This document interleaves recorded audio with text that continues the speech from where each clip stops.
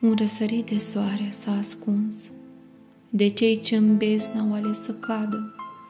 Lumină n-au primit îndeajuns și n-au știut cu ochii lor să vadă, că poate n-au simțit acea căldură de mamă ce pe lume i-a adus. N-au fost iubiți și poate a lor măsură de un pas a fost să fie spre apus. Să judeci nu e greu, e greu să ajuți, să faci scânteia lor să lumineze și uneori durerea să le asculți, ca nu cumva de frică să cedeze. Un răsărit de soare și un apus e pentru toți o șansă și un dar. Și cine știe ce ne așteaptă sus, un vis plăcut, ori poate un coșmar.